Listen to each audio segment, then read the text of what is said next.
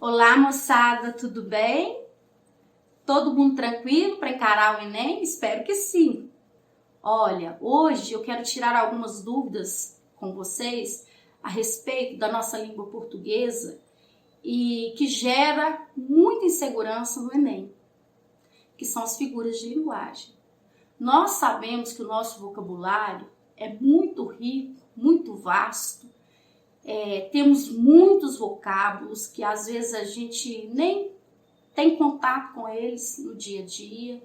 E isso é muito bom por um lado, porque nos ajuda a variar, explorar, conhecer, comunicar bem melhor, porque nos dá mais opções de escolha. Mas ao mesmo tempo, às vezes, acaba dificultando um pouco o entendimento na interpretação, na própria comunicação.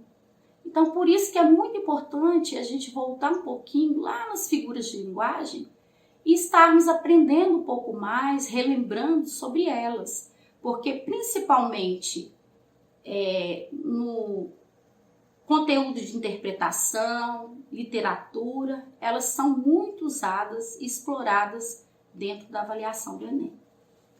Então, nós vamos começar relembrando dois sentidos importantíssimos dentro da linguagem, dois recursos até, que é a conotação e a denotação.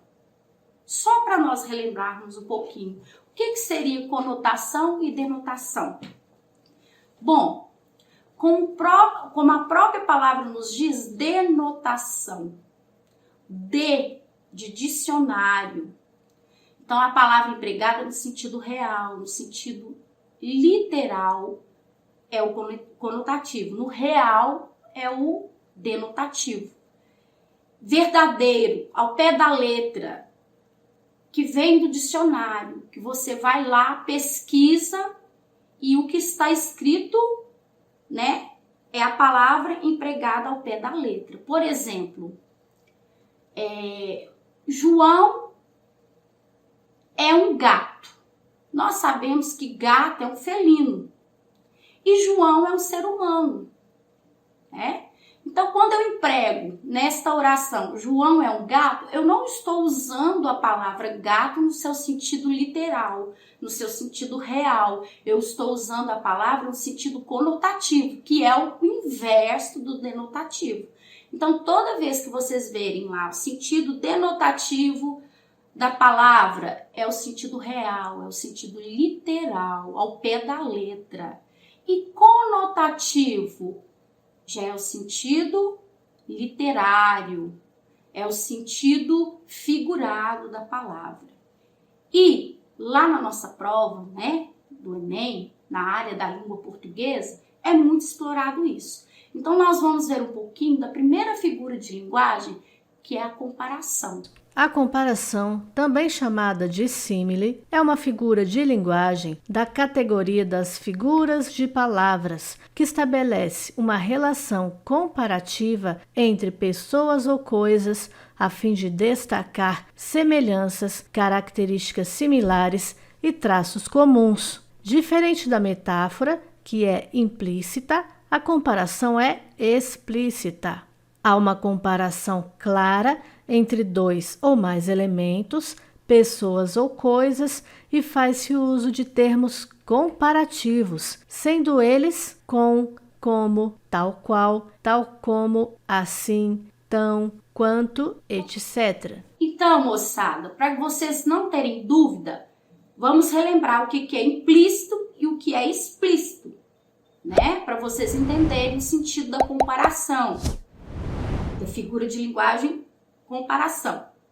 Veja bem, explícito e implícito são duas expressões que nós temos que entender muito importantes no nosso dia a dia, principalmente no uso das figuras de linguagem.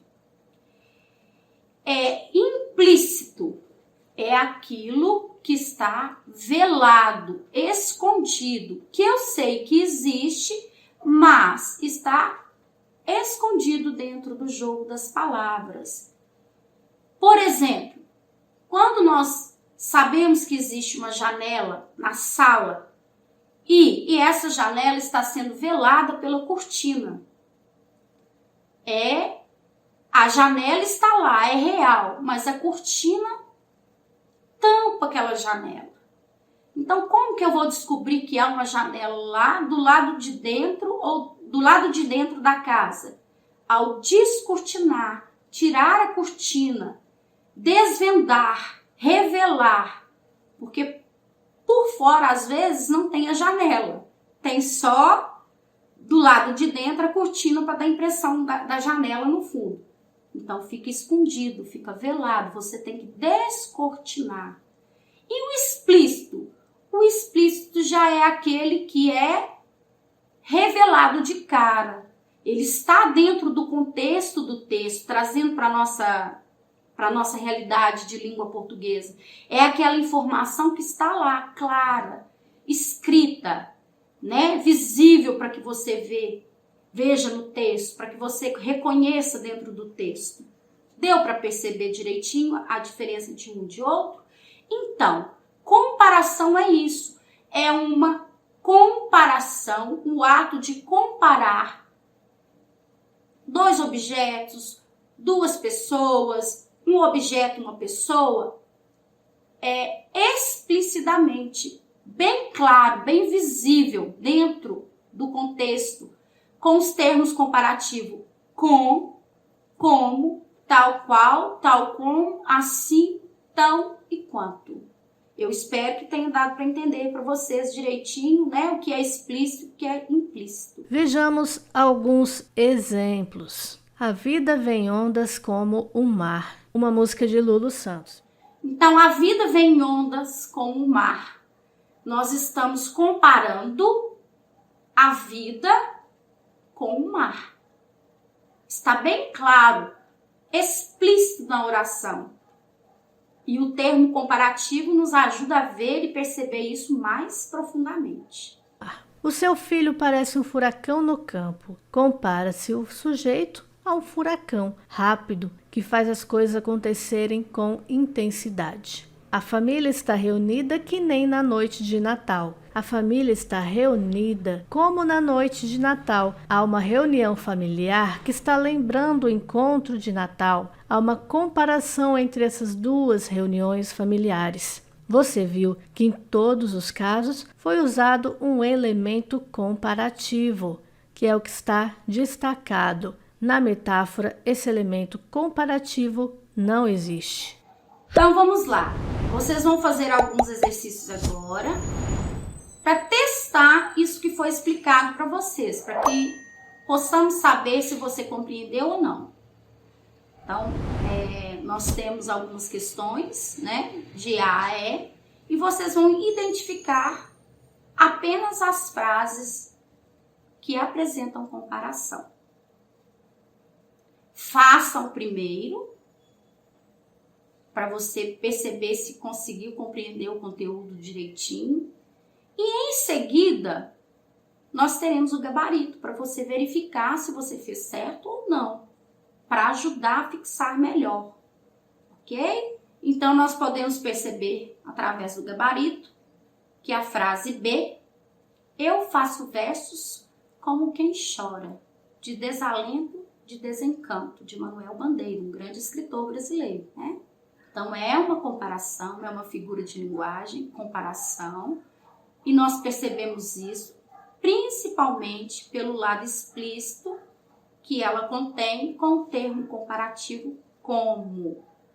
Na letra D, também nós temos uma comparação. Aquela velha parece uma bruxa. Então, veja bem, o termo comparativo parece deixa explícita essa comparação. Essa madeira é firme, a opção é como uma rocha. Podemos novamente comprovar a comparação com o termo comparativo como explícito dentro da oração. Então, quem conseguiu fazer tudo direitinho, parabéns. Quem não conseguiu, vamos estudar um pouquinho mais.